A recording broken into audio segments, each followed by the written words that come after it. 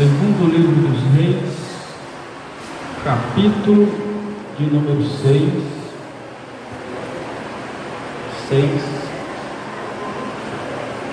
Isso, 6. Eu disse 7, é 6. Segundo Reis, capítulo de número 6.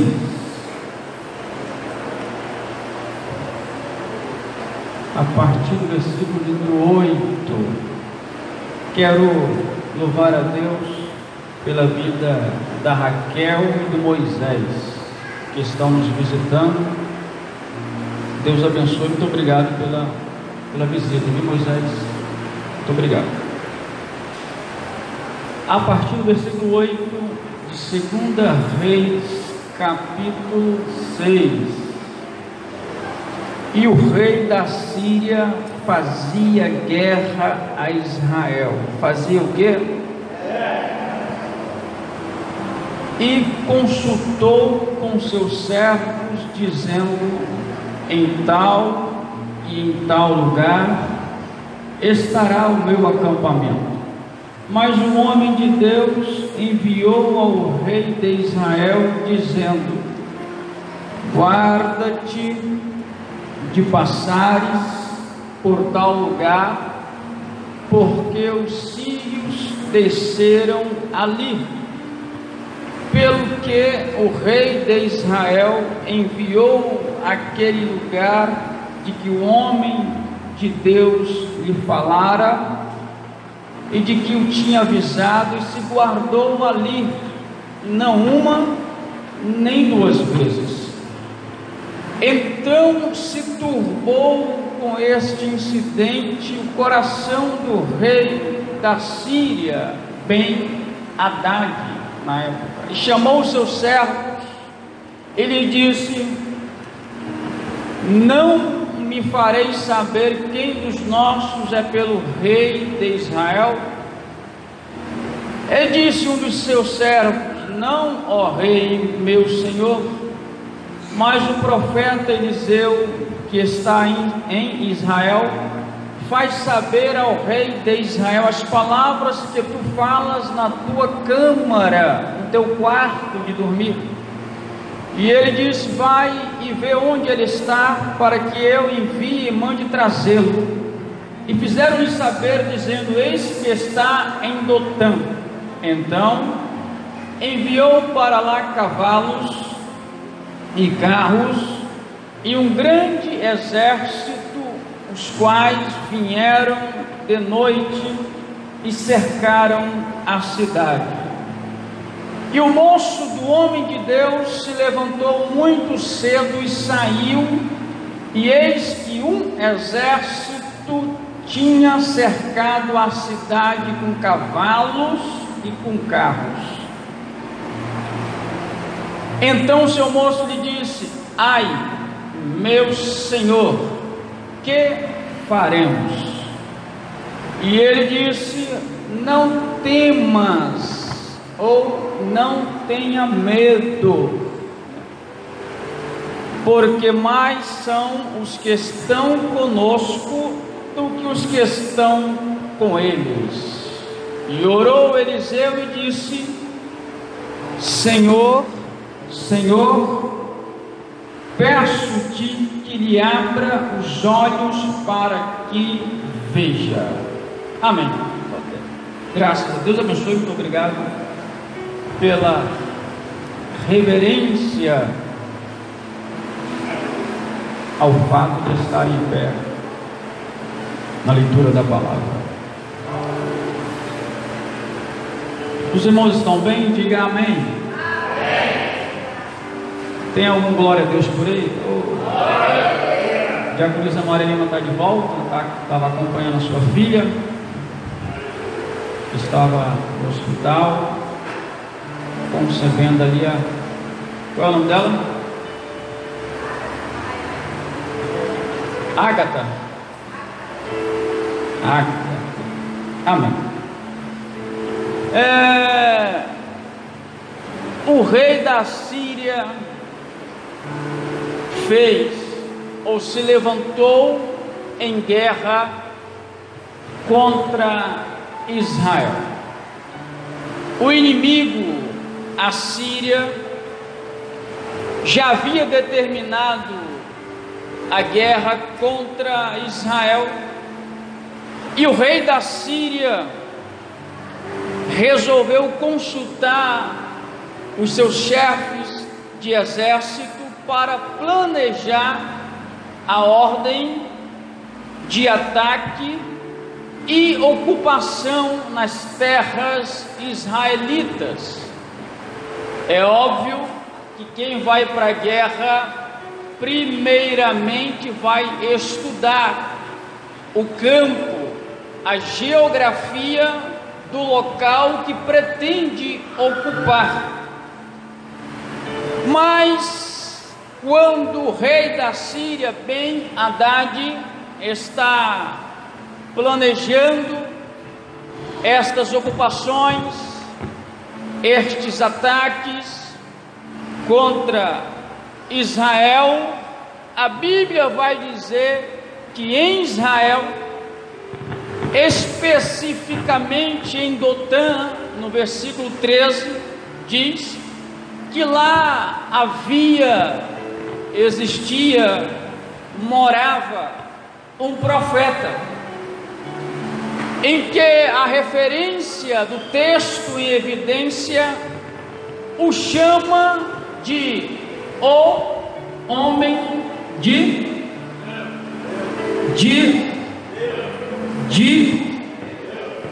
Deus. E é interessante observar isso, porque nós vamos ter diante da palavra homem um artigo definido. Não era um homem, não era um entre os demais, era o.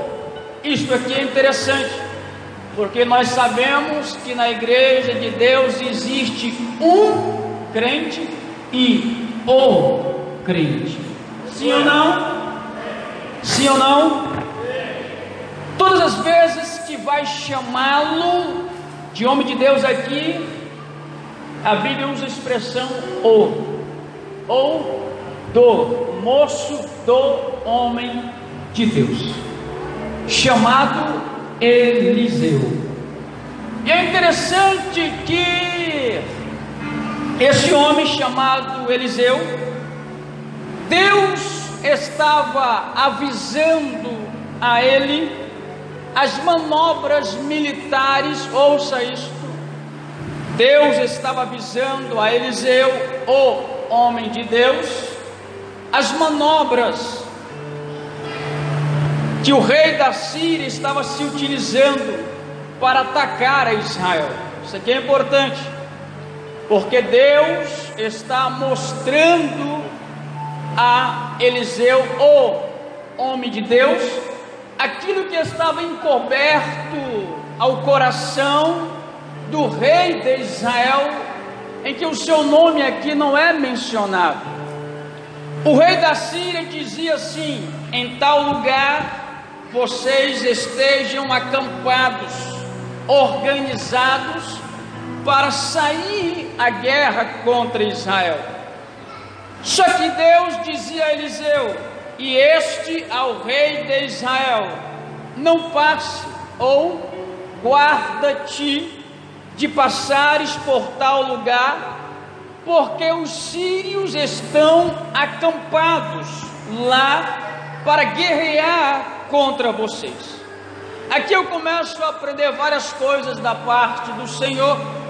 Eu começo a perguntar para a igreja que me ouve: alguém aqui ainda crê que Deus nos guarda e nos livra daqueles que querem nos fazer o mal? Alguém crê? Oh Jesus, graças a Deus que todo mundo crê. Todas as vezes que eu vou dormir, como é costume nosso, eu oro a Deus, como é o seu costume, nós oramos a Deus.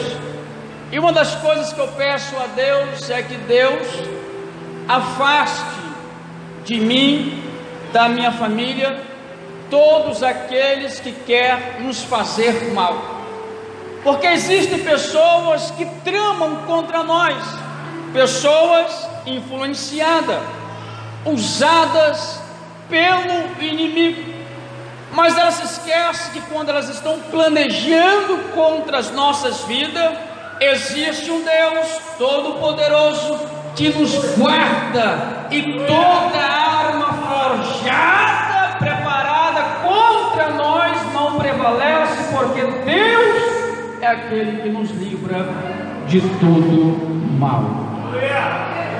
E isto estava acontecer este livramento de Israel por parte dos inimigos.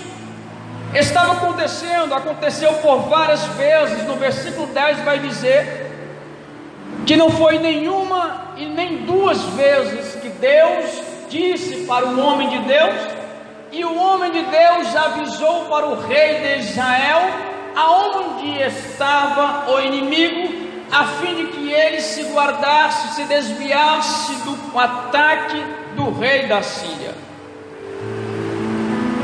E eram tantos ou muitos os livramentos de Deus para Israel, que o rei da Síria ficou confuso, ele ficou perturbado. Ele disse: tem alguma coisa errada, porque eles armavam um acampamento para atacar, sabia que ali os israelitas iam passar, e Deus avisava para o homem de Deus: fale para o rei de Israel que eles não passem por lá, porque lá tem uma emboscada. E o povo de Deus desviava. Era tanto o livramento de Deus para Israel que ele disse: tem alguma coisa errada. Mas não tinha nada de errado, era apenas Deus guardando aqueles que eram seus, o seu povo. Alguém crê que Deus guarda a sua vida?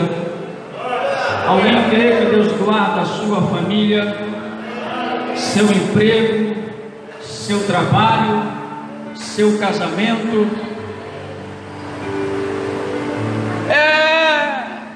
Isso é importante, porque às vezes há aqueles que estão à espreita, querendo nos prejudicar, querendo fazer algum mal contra nós,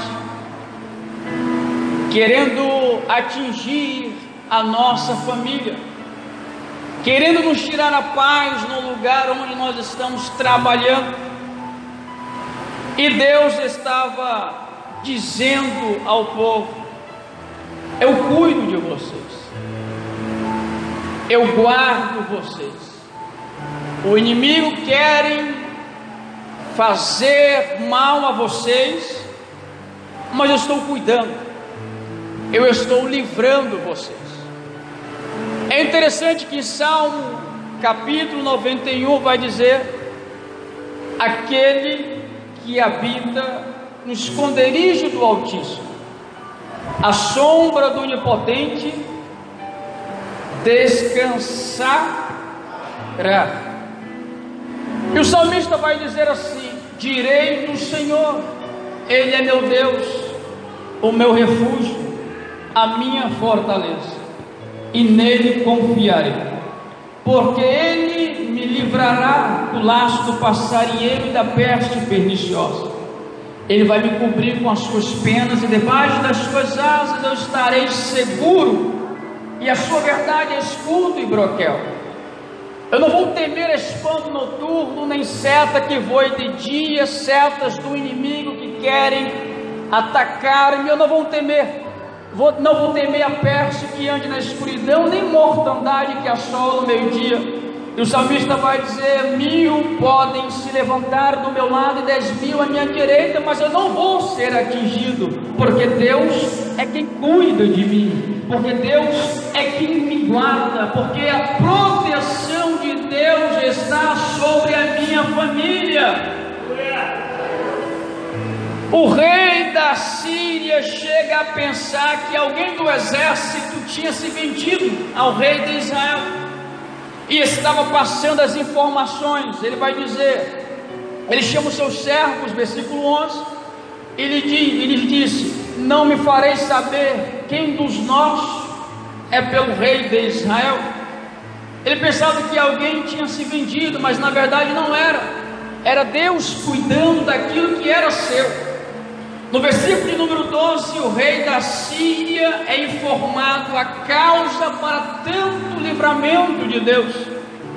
No versículo 12, o rei da Síria é informado a causa para tanto livramento de Deus, quando a Bíblia diz assim: e disse um dos seus servos: não, ó rei, não tem nenhum de nós que é contra nós. Não tem alguém infiltrado aqui no nosso exército. Não tem ninguém vendendo as informações militares para o rei de Israel. O que acontece, ó rei, que em Israel tem um profeta, o homem de Deus, e ele faz saber todas as suas palavras que tu diz em teu quarto. Ele faz saber, Deus o faz saber, e ele faz conhecido ao rei de Israel. Isto aqui é importante, porque Eliseu, o homem de Deus, digo o homem de Deus, é a causa, é o motivo para tanto livramento de Deus para o povo de Israel. Alguém entendeu? O homem de Deus, o profeta que havia em Israel, era o motivo, era a causa para tanto livramento de Deus. O versículo 13 e 14, o rei da Síria vai enviar um exército a Dotã, onde residia o homem de Deus, para trazer o causador de tantos livramentos. Agora observe, isso aqui é lindo, eu estava estudando ali, é interessante. Agora a guerra do rei da Síria não é mais contra Israel e contra o exército de Israel, e sim contra o homem de Deus. O rei da Síria muda todas as estratégias agora, Anderson. Ele diz: vocês não vão atacar mais o exército de Israel, vocês vão até Dotã e trazer para mim o causador para tanto livramento de Deus para eles. Pois eu quero atacá-los e não consigo, eu quero atingi-los e não consigo, eu quero feri-los e não consigo, eu quero criar emboscada contra eles e não consigo. Vai até o causador de tantos livramentos, porque eu quero tê-lo aqui comigo. Agora o rei da Síria não se preocupa mais em atacar o exército de Israel, mas o causador para tantos livramentos, e envia, diz a Bíblia, um exército numeroso o bastante para cercar toda a cidade de Dotã. Dotã ficava localizado em uma posição estratégica na ponta de um vale, em direção da planície de Jezreel, a 14 quilômetros do norte de Jerusalém, de Samaria, capital de Israel. Em Dotã residia o homem de Deus, no vale, e ao seu lado havia montanhas. Sabe por que o inimigo fica furioso conosco? Sabe por que o inimigo fica furioso com você? É porque ele quer atingir alguns dos seus e não consegue.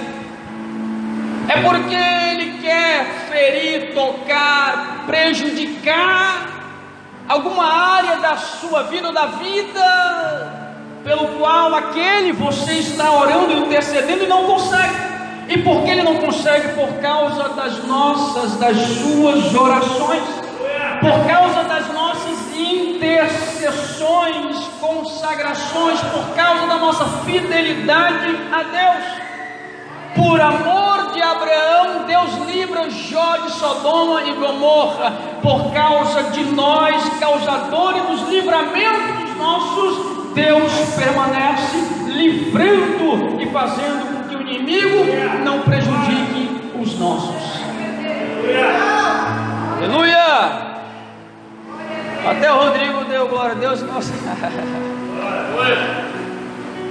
Porque você, com suas orações, intercessões está fazendo com que Deus os alcance com os livramentos. O inimigo, rei da Síria, Ben-Hadad, e seu exército muda de estratégia. Isso tem acontecido, deixando de atacar o povo que estava recebendo o livramento de Deus, para atacar aquele que era o responsável pelos livramentos que o povo tinha. Alguém entendeu? O inimigo tinha um alvo de atacar o seu filho, o seu esposo, alguma área da sua vida que está vulnerável, mas o inimigo só não toca porque você está orando, e Deus dá livramento. E ele muda, ele tem, para a igreja do século 21, mudado a sua estratégia. O inimigo está dizendo: não vou atacar mais aqueles que são os alvos da oração. Eu vou fazer 13 anos, fiz 13 anos que sirvo a Deus. Nesses 13 anos eu oro pelo meu pai, intercedo pelo meu pai. E o inimigo, ele está dizendo, ele está fazendo nesses últimos dias, é trocando as suas estratégias, não atacando mais os alvos da nossa oração, da nossa intercessão. O inimigo está dizendo, está fazendo nos últimos dias, vou atacar aqueles que oram, que intercedem pelo livramento. Vou atacar a mãe que ora pelos filhos, para que ela não ore mais. Vou atacar os filhos que oram pelos pais, para que os mesmos parem de orar pelos pais. Porque enquanto nós oramos pelos filhos, os filhos oram pelo pai, o pai salva, o filho não salva, Deus vai dando livramento por causa da oração do salvo. Ele está dizendo nesses últimos dias: vou atacar não mais o alvo do livramento, mas vou atacar aqueles que estão orando, estão intercedendo. Vou atacar a esposa que ora pelo esposo, o esposo que ora pela esposa. O inimigo diz: vou pará-los, desanimá-los, enfraquecê-los, vou amedrontá-los para eles pararem de orar por eles, para eles pararem de interceder por eles.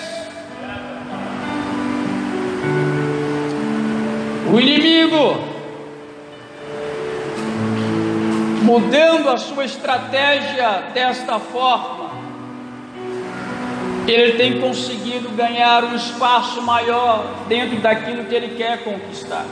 Escute, quando você para, quando você desiste de orar por aquele que Deus está dando livramento, o inimigo não terá mais acesso só àquele que é alvo da sua oração, mas aquele que era, ou que seria a fonte para tanto livramento.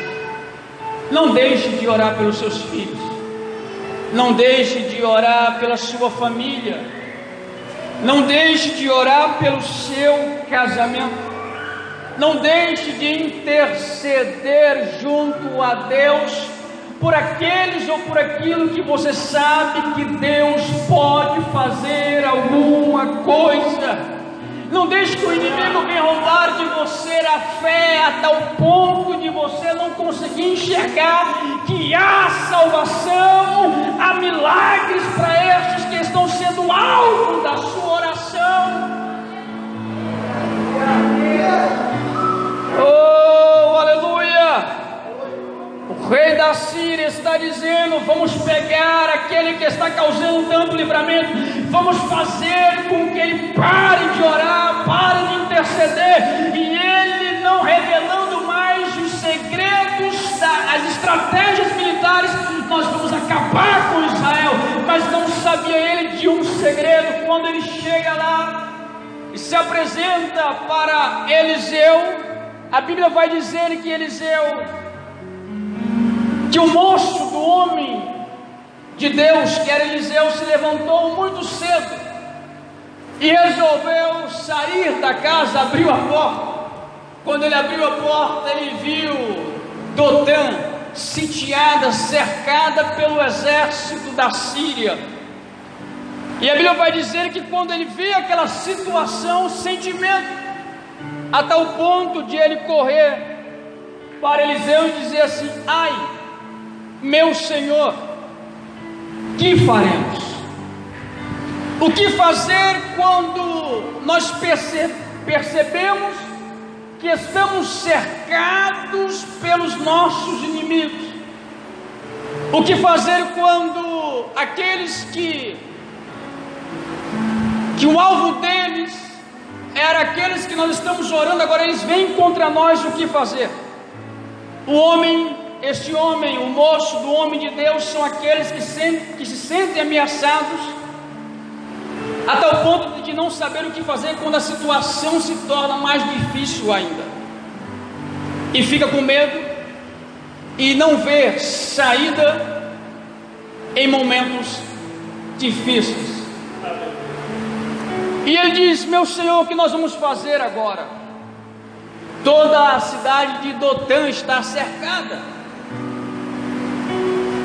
O que fazer? Vem cá, Isaías. O Isaías, todas as vezes nós estamos aqui, ele está escrevendo um livro, rapaz. Acho que mês que vem ele vai publicar um livro, que toda vez que ele está aqui, ele está escrevendo. O Isaías, fica na porta aqui.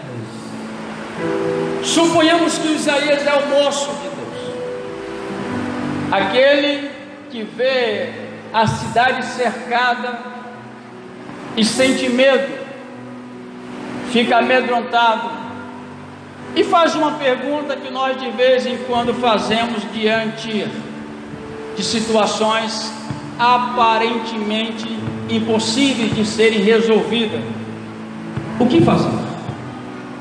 O que faremos?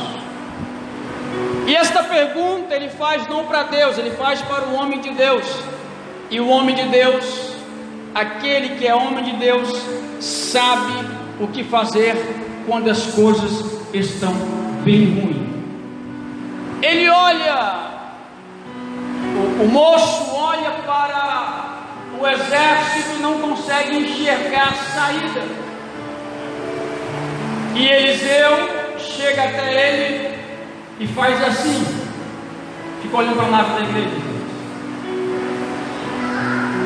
Eliseu pega a cabeça, o queixo do moço e vira ela para a direita e faz com que ele olhe para cima e diz para ele assim: calma. Fica olhando isso aí. E diz assim: não temas, porque mais são os que estão conosco do que os que estão com eles. E Eliseu ora, fica olhando isso aí, e disse: Senhor, peço-te que lhe abra os olhos para que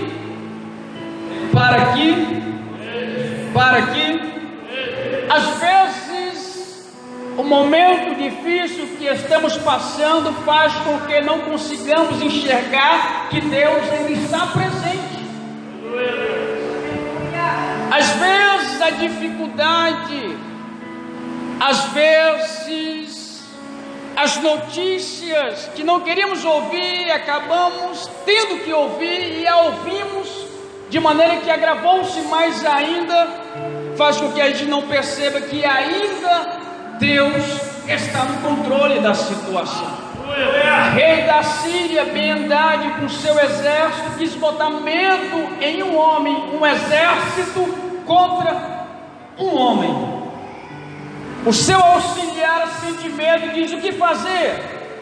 Ele diz: calma, e vê o que muitas pessoas não conseguem enxergar. Olhe para o alto e vê que existe da parte de Deus ajuda para nós neste momento que estamos vivenciando. Senhor, peço-te que lhe abra os olhos para que veja. O Senhor abriu os seus olhos e ele viu, e eis que o monte eles não estavam sobrevoando, eles estavam em terra, no monte, que o monte estava cheio de cavalos e carros de fogo em redor de Eliseu. O inimigo veio e cercou Eliseu. Deus veio com o seu exército, ele morava num vale, e o vale tinha monte dos nados. Deus se aproximou mais ainda, o inimigo cerca ao derredor, mas Deus cerca ao redor, e Deus está dizendo, e Eliseu está dizendo para o moço: calma, que maior, mais forte, mais poderoso é aquele que está com nós do que aquele que vem contra nós. Maior é Deus. Obrigado, irmão Eliseu, escritor de livros. Maior é aquele que está conosco do que aquele que vem contra nós. Às vezes a dificuldade que passamos faz nos ver coisas que não existem. Os discípulos estão dentro do barco e tem medo, eles começam a gritar: é um fantasma. O medo faz com que a gente veja aquilo que não existe, e o medo faz com que nós viemos esquecer que Deus sempre vai estar nos guardando em todos os momentos que estivermos passando. Deus está contigo, Deus está conosco, e o nosso Deus fará com que eu e você venhamos contemplar o livramento para nós e o livramento para aqueles que estamos orando há tanto tempo. Fique de pé, que o barco nos espera ali fora. Aleluia! Traz lá a salva lá, o Edson, por gentileza. Glória a Deus. Toque na mão do seu irmão aí. Toque no ombro, perdão, no ombro. Diga para ele assim: calma, não tenha medo. Diga assim: muito mais são os que estão conosco do que os que estão com eles. Diga assim: veja o que Deus está preparando em teu favor, mas você não está conseguindo ver. Feche seus olhos. Aleluia. Deus está me pedindo a dizer a você nesta noite: você não está só nesta peleja. Não desista, não pare, não se sinta amedrontado pela quantidade de números daqueles que vêm contra você para lhe parar. Maior é Deus na sua vida, maior é o Senhor. Se bem andar, vem com o exército. Aquele que está contigo é o Senhor do exército. Ai, Menando, que andará em Carabadagashandaranhas. Dor para Indianango, que andagassur. Existe da parte de Deus livramento para a sua vida. Existe da parte de Deus um cuidado. Deus está te guardando, Deus está te livrando. Aqueles que vêm contra ti para te prejudicar, para te fazer mal, eles receberão da parte do Senhor uma defesa, um ataque, porque é Deus que te guarda.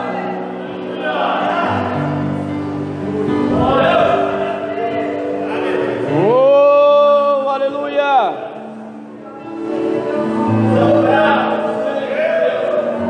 Canto por, hein? Qualquer um. Aleluia!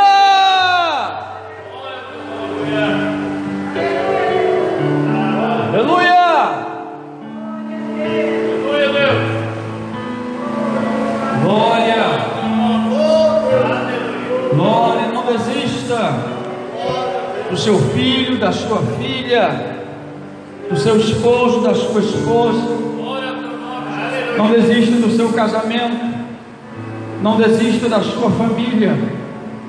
Há da parte do Senhor livramento para os seus. Glória a Deus. Segundo livro dos Reis, capítulo de número 6.